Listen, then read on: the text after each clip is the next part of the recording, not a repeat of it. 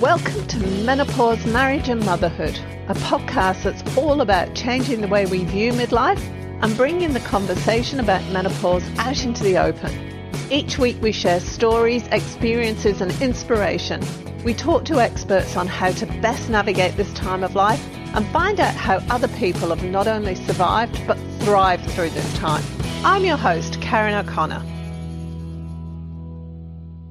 Hello and welcome. I'm really excited to talk to Melissa MacGowan today. She's a mother of four and she's a menopause champion. Welcome, Melissa. Hi, how are you, Karen? All right, I'm great, thank you. We just had the best chat. You've actually formed...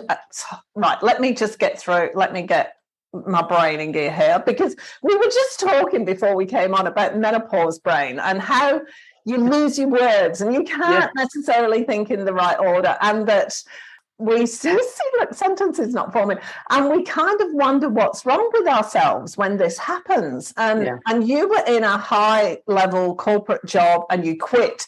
Did you quit because of this kind of stuff? Is that what happened? Explain to me. So tell me a bit about your background and what happened and where you are now. So, I'm now, proudly a postmenopausal woman, and I have been for the last 4 years or so, but I have about 20 years experience in the corporate world. So in people and culture, leadership roles, sort of complex global companies. I'm a leadership coach, menopause warrior, and absolute champion. And like you said, mum of four kids who also, as we were saying, know a lot about menopause now. But if I look back, I was really struggling for a number of years with a range of seemingly disparate things going on, low energy, increasingly low confidence, and a raft of symptoms, right? And I was compelled to just keep pushing on, to keep going, which led to more kind of overwork and, as we were also saying, sort of blaming myself, right? Because I didn't know what was going on with me. So unfortunately, I am one of those statistics that, 1 in 10 women do leave their jobs, often at the top of their game, due to the symptoms of menopause. And I got to the point where 8 doctors later, mind you, we did get some clarity thanks to hot flushes. But, certainly I'd been through a whole range of other symptoms from hair loss, anxiety, night sweats, dizziness, chronic sinus infections, a whole range of things before the hot flushes turned up and were the sort of real final clue that, the doctor needed to go through some more testing. So when we got to this realisation that it was menopause, and yes, I experienced that, what I call those word holes. I heard someone else call it that, where you're in the middle of a sentence in an important meeting and you literally lose track of what you're saying. And women in our community, they experience that a lot. And when you don't know why that's happening, you think you're losing it. That's what I thought. And you're more likely to be kind of hard on yourself about that. And, we can talk about actually why it happens. And, I think that knowledge is powerful. But for me, I got to the point where I was just so exhausted with this sort of long struggle with these symptoms of perimenopause and menopause that I just had one day I was out walking with my husband and I just said, I just can't keep doing this. Like we have to make a decision here. It was impacting me, like the family, my work. I was exhausted. And I said, all I can see is the options are either I quit my job without really a backup plan, and I was the breadwinner of our family with 4 kids. So I take that risk and quit, or I keep going and try and push on in this executive role as the only female on the exec and just further risk my health in the long term with burnout. So it was this awful sort of binary choice, which, you think about it as kind of a lose-lose. It was, either one wasn't great for me or for the company I was working for. And that's my kind of big reflection here is that, I needed a third option.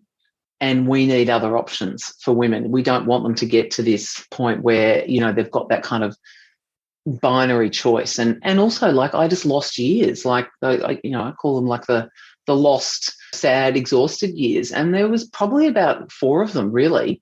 And it took me some time to kind of come to grips with what it meant to be menopausal at, age 44. and the physiology of burnout and menopause, and neither happens overnight, and you're just kind of not feeling great for a long time.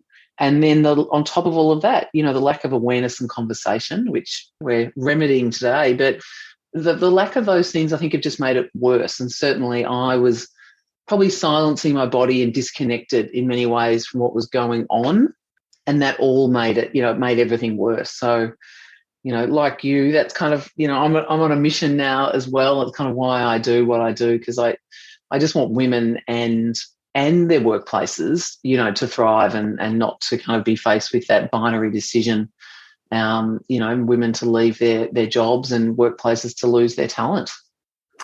Yeah, it's really hard, isn't it? But something that you said there, like you started with menopause quite early. And I was talking to a doctor a few months ago, and they said, when you get to 40, expect any symptom to be menopause, perimenopause. Like, just if you start feeling weird, you start losing it, your hormones are all over the place, just assume that it's perimenopause, and then you can deal with it.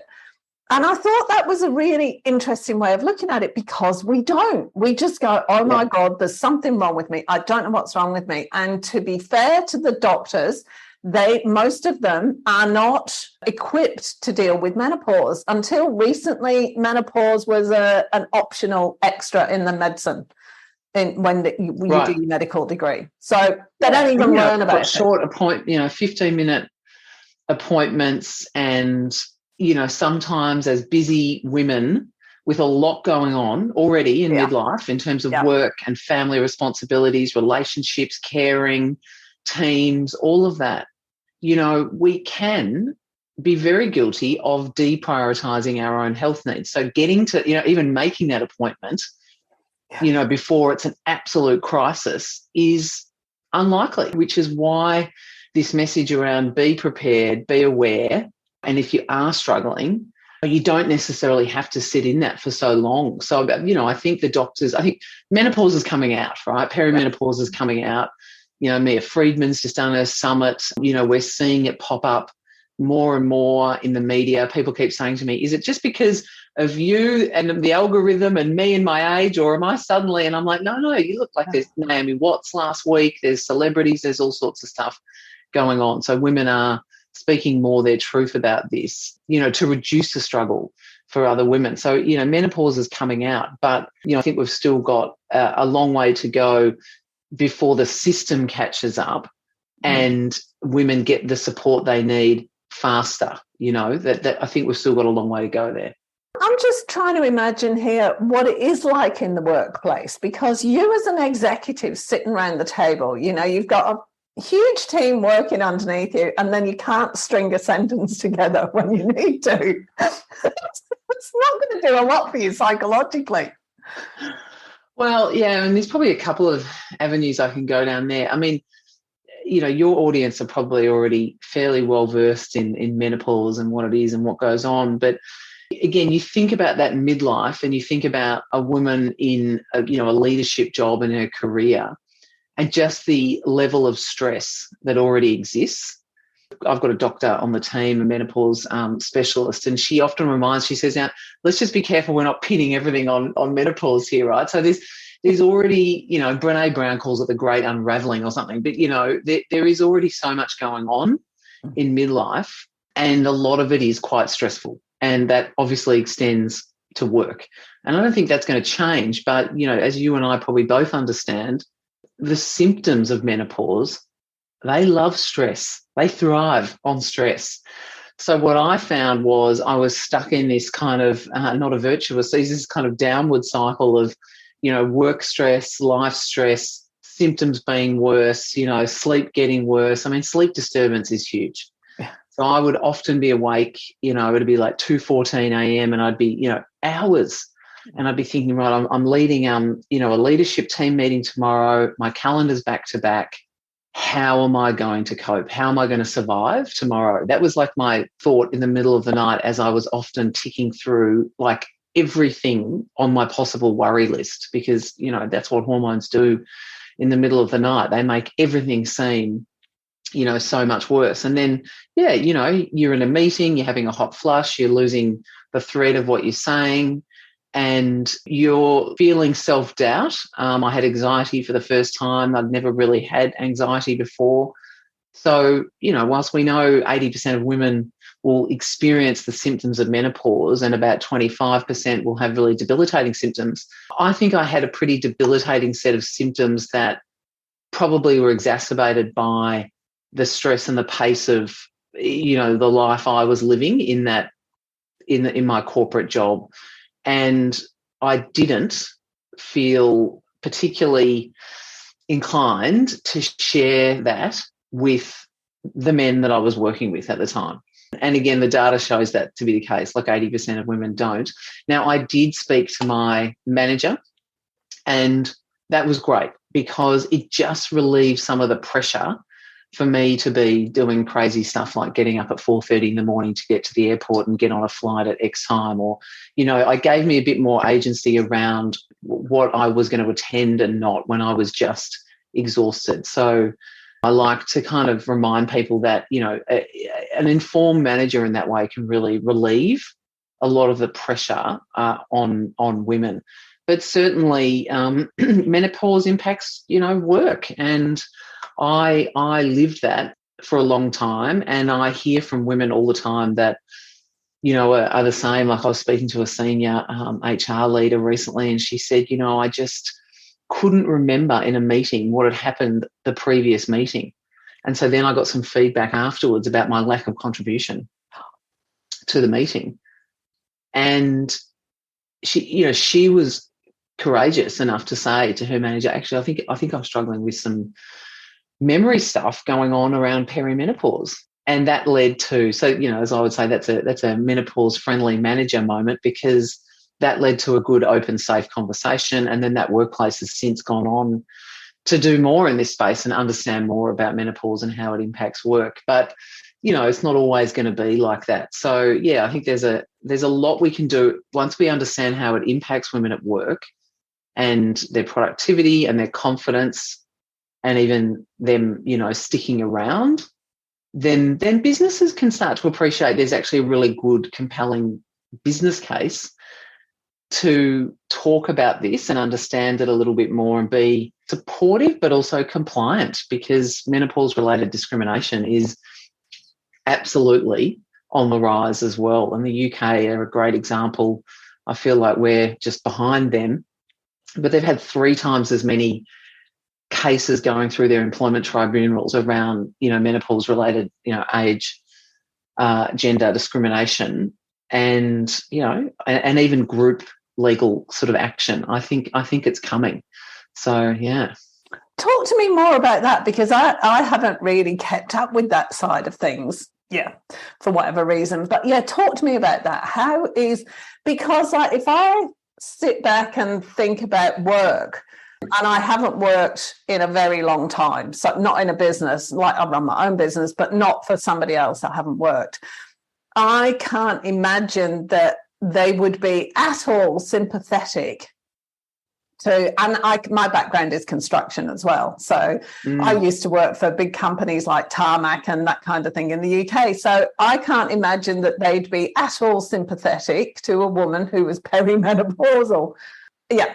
Just talk to me about that. It's interesting because, would they be supportive to someone who had slipped a disc in their back? They'd have to be, wouldn't they? Would they be supportive? I mean, let's talk about mental health, right? We're talking about mental health and the workplace more than we ever have, So would they be supportive around, people having issues around, perhaps anxiety or depression? Probably. And do they need to just be supportive out of the good of their heart and for the good of their culture? Well, they can be. But do they need to be supportive also so that they're managing their employment risk and not ending up, with the costs of constant recruitment, the cost of legal stuff, the cost of defending claims, the impact on their employment brand? Yeah, so it's understanding that, menopause, it's not an illness, as you and I know, but it is a set of hormonal changes. It's just a fact that they impact women in different ways, but there's some commonality to how that impacts, and that's not going to go on forever, but it's worsened when there's a lack of understanding, when they don't have that support. And so what does that mean? Well, that can lead to, like, all these cases we see, people making inappropriate jokes, people performance managing people out without understanding what's going on, or hearing that, even there's a case where, the doctor had even said, perimenopause symptoms are impacting this woman in this way. And they sort of said, well, we're not going to take that into consideration. We're still going to fire her. And then, of course, that goes to the tribunal, and she was successful. So you don't have to do a lot. I mean, you don't have to have a back injury to have empathy for someone who's slipped their disc. And what I'm finding is that a lot of men, even in industries like construction, they've got wives, sisters, friends, and they're actually quite interested in this. Once we get past the initial part, understanding the facts, for them just to be able to feel a bit more equipped and confident themselves if they need to discuss it. It doesn't have to be a big deal. They don't have to be experts, but the benefits can be really significant commercially and culturally for a company if they're willing to go there. And I think the proactive ones will. And I think a lot of them have, gender equality action plans. And this really sits there. We've done parental leave. We're talking mental health. We've done flexibility. This is really an extension of gender equality in the workplace. It is, isn't it? That was what I was thinking. The other, going back a couple of paces as well, it never occurred to me to look at it from the space of menopause hormones love stress. They do, don't they? Yeah, they really do. There's a wonderful neurologist called Melissa MacGowan. She's Italian. She's amazing.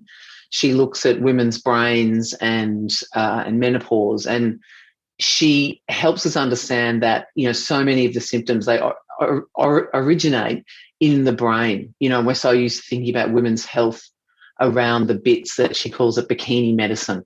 We think about the bits that are under the bikini, but she helps us understand things like, the energy and the efficiency of the brain does change with the hormonal changes, which is where we have the, brain fog and memory loss, and that it's not permanent, but, it is part of the hormonal change, so just knowing that is comforting, it's not. But the other thing, she's got this great quote, and she says, stress steals your sex hormones. She said, and when you're down in that and you're deeply in the stress and you can't and someone says, the biggest lever you've got to pull here is to manage your stress, that can be overwhelming, because where do I focus? You've got people you've got naturopaths throwing stuff to you around gut health and this and thyroid and supplements, and there's meditation and there's exercise and there's all this sort of stuff. So what I find is women get, they get overwhelmed, and they either try and do too much stuff and it doesn't really impact, or they're kind of stuck in a bit of avoidance and they're not doing anything. So the program, I have an 8-week program, but a big part of that, helping women to reduce their symptoms, is saying, the greatest act of self-compassion that you can really do is to take some action, but some achievable, meaningful action with some support and some guidance and some community. But, do yourself a favour, get a plan together and take some action. Don't get stuck in that, what I call meno-whelm, which is, it's just exhausting. You're looking for solutions, but you've got so much else going on. And then you realise, I'm trying to do too much myself. Like you and I were talking before, when your kids are young, you need to outsource stuff. You need a cleaner. You need some help to run your house to protect your career. It's the best thing you can do for your career when your kids are young. At this midlife stage, the best thing you can do to protect your health, your career and your relationships is get some support on menopause. Don't wait until you're in a crisis and you're seeing all these doctors. I mean, even a doctor who I'm, collaborate with, and she's amazing. She said to me the other day, she said, you've helped open my eyes to the fact, because she didn't want to see it to start with, that very capable women are being bounced around the system and not getting the help they need, she's just set up her one day a week in her practice to focus on menopause. 2 years ago, that wasn't on her radar. But, we became friends after I was a patient. And, she said, thanks for helping me see that. I didn't want to see it. And like you, I'm not about doctor bashing, but there's just some realities here. It is the realities, and that's the really sad thing. But I also think a lot of us suffer in silence as well, because we want to try and hide it because we're concerned that there's something really wrong with us. What the hell is wrong with us?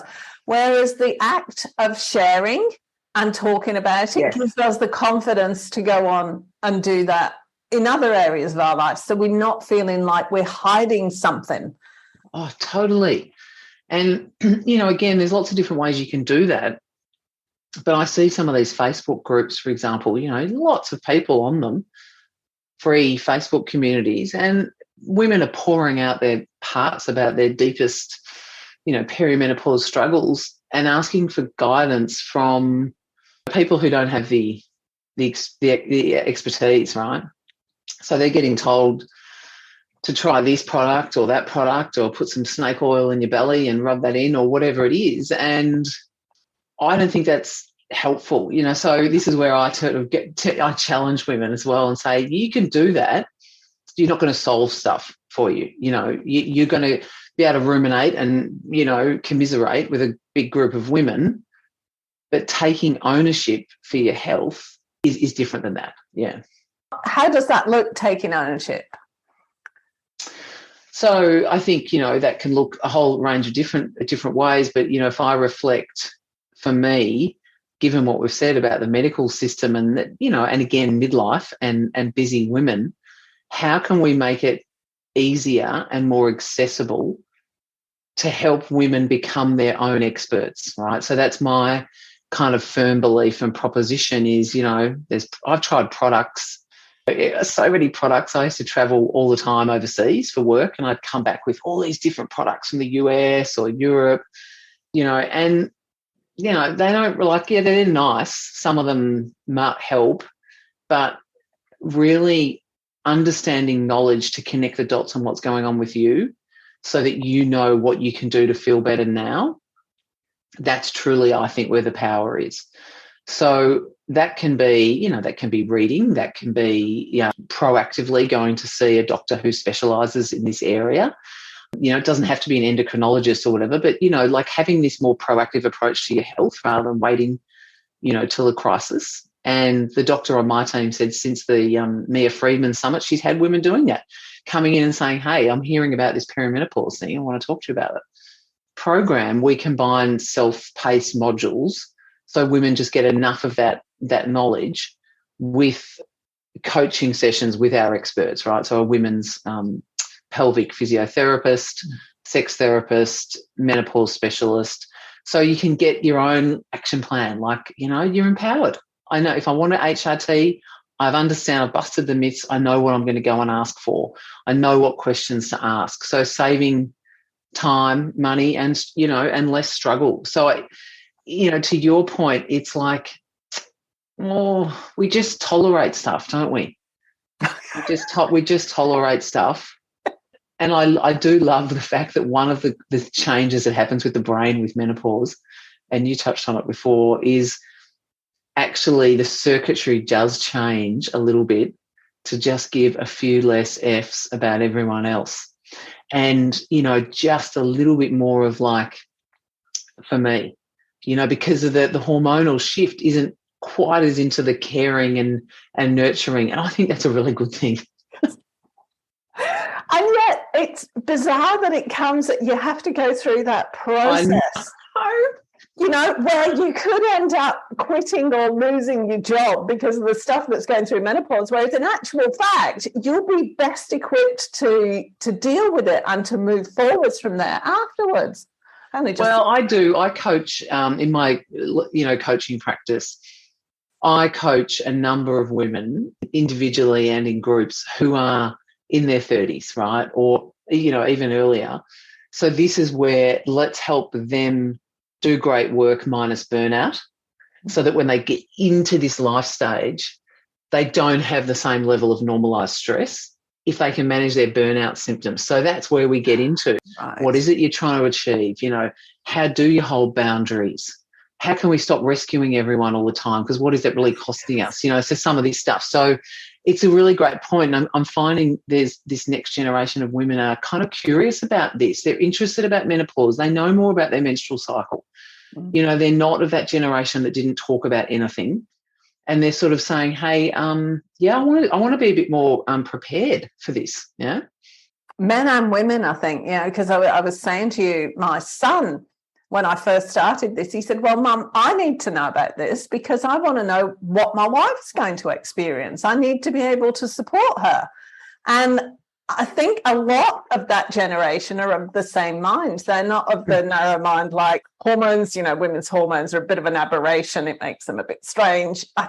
That's where the true gold lies as well, in that education of both genders, sexes. It does. And I think that gold in what you just said there, when I had a doctor say to me, I'm sorry to tell you, Melissa, but you're in menopause. I mean, knock me over, right? I was so shocked. And then I just cried, because I was like, without even thinking about it, that just was a negative, thing. It meant, I was old. Yep. I was, I had all this unconscious bias about what it meant. And so the gold in what you just said is this is about hormone changes. It's not about age. And we can expect those hormone changes for most women to start happening in their 40s. And that sort of changes that reframe and just understanding, we know hormones are powerful. And once we start to understand a little bit the impact of those changing hormones and that we're not broken, we're not alone, it's not our fault, but there are things we can do, it's a game changer. It is. And it's one of the things that I came across when I first started this, and I think I've moved so far beyond it because, I've been doing this for 2.5 years now. I don't even think about it, but so many women look on menopause as being that's the end of their useful life. They're now officially old when you hit menopause. Whereas for me, when I thought about it, it's like, hang on a minute. I've now got decades of experience at not just working, running a business, running a family, organising everybody, doing all this stuff. I'm actually more useful now than I was before I started this process. But we tend not to look on it that way. Maybe my generation, a bit older, that's the way it's looked on. Oh, no, I'm seeing that. Yeah, and so I call that like menopausability, which is that idea of like looking ahead with renewed optimism and confidence and opportunity. But we did a research study and there was a number of women at different stages of menopause who had sort of almost, again, taken on that belief that where they weren't good enough for where they were, they needed to try and keep up with the youngies and go and, I'm all up for investing in your growth, but, go and do all these different courses and learn all these because they were constantly comparing themselves with others. And I sort of said, and one of them left her job, as a result of her confidence just going down and down. In fact, a number of them did. But I said to her, you've been doing this for 20 years. Like, you're not in your power right now because of what's going on with your health and your well-being. You've lost your sense of power. But your example there is like when you regain that sense of, healthy power, that's awesome. And I think that's the goal in what you're doing as well, isn't it? To help women focus on other things as opposed to, oh my God, I can't think my way through a sentence. I'm stuck. Yeah, you've just got to get that stuff somewhat sorted and have a good sort of plan in place for your health and well-being so that then, you can look at other things and move forward and see options because you're not in that survival mode so much, yeah? So what's the one thing that you want to get across to people? What would you say to people, anybody that's listening to this, because I have male listeners as well as female? Oh, yeah, it's a good point. I think actually maybe just to keep it simple, I think menopause, to your point about men and women, is really now all of our business. It's not just secret women's business anymore. We've talked about how it impacts work, families, it impacts relationships. We didn't really touch on that so much, but, it's a huge impact on relationships. So if this becomes, as we're opening this conversation, we're reducing stigma, we're increasing awareness, that's good for all of us. So I think that's probably I do think the message around that it's about hormone change is important. But personally, for me, I'm very passionate about this idea that, menopause is all of our business. Mm. And it is a wasted resource going back a few steps, isn't it? Because if you lose somebody in a business because they're going through menopause, whether you fire them or they leave through whatever, that's a massive loss of experience and value to both the company and the woman involved. Yeah, and there's the direct, tangible costs around replacement and knowledge loss and these sorts of things, time.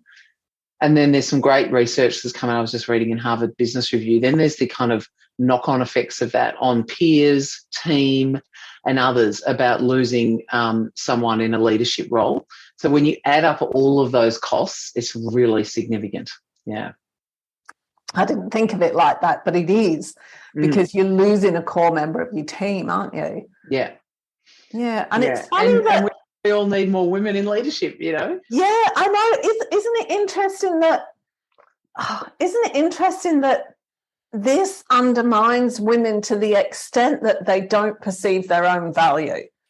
Yeah, that's really sad. That confidence loss is a really common part of the perimenopause, experience, particularly if you're out in the wild trying to kind of figure this out, on your own, and you're not sure what's going on, and you're potentially then, being more self-critical as a result of that. Yeah, that's that really gets you out of your power. Yeah. Tell me, just before we go, what's the funniest thing that happened to you during menopause? I've just dropped you in it there, and I can delete this bit if you can't think of anything. I just thought I'd ask. I mean, there's not many things that were funny at the time. No, we don't find them funny at the time, do we? No, but I can look back and I can kind of go now funny in the sense of like how ridiculously difficult this can be for women, so whilst the day of menopause, is that kind of day after 12 months with no period. And often women won't remember, their last period for a lot of detail. Like, I will never forget mine, because I was in a boardroom full of men and I was in a hotel. We were doing a meeting, and suddenly I just had a flooding, unexpected period, and I was wearing a light-coloured pair of pants, trousers. And I was standing at the front of the room, and I was like, oh my God. And it was just horrendous. So I had to make an excuse that I'd left something in my hotel room, and with a group of sort of people who really like to be on task and on agenda.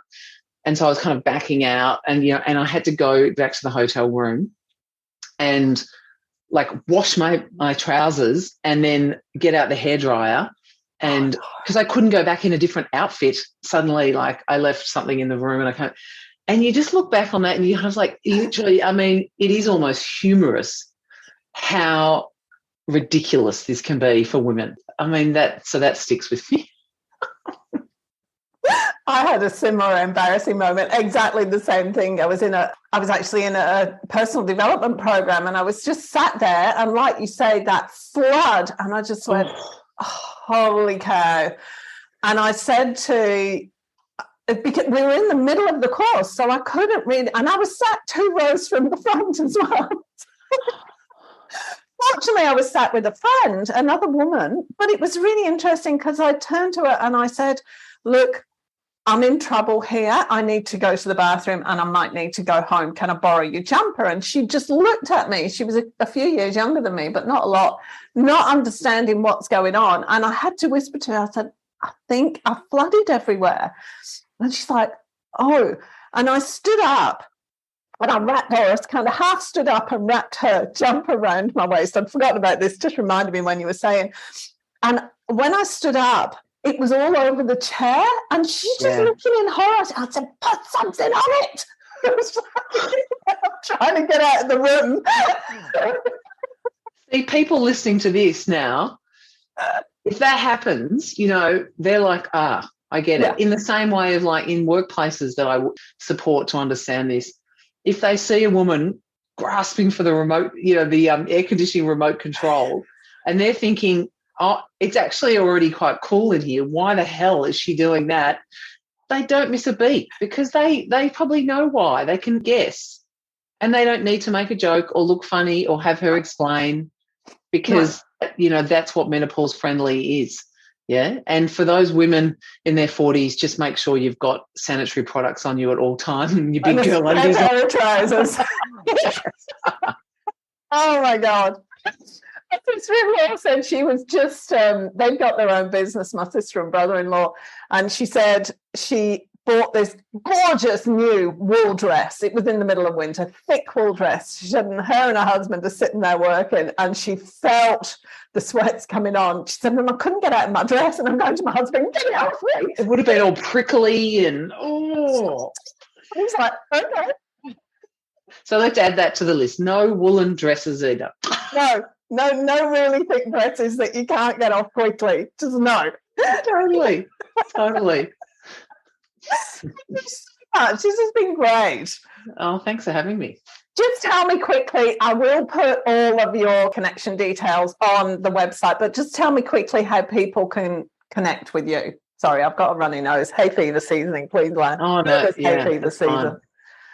Look, for the women out there that you know listening, that you've got a place in my heart. Anyone who's struggling with hot flushes, because I did for a long time in the workplace, I've put together a guide that really helped me. I call it my hot flush relief formula. It's helped me and other women, and that's what I would offer up today because, you know, I like to offer some practical support as we are here too, because I think that's what's really helpful. So you can grab that at www.freemenoguide.com.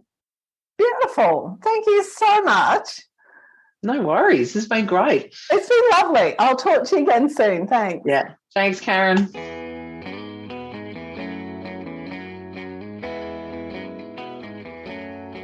Thanks for joining us this week on Menopause, Marriage and Motherhood.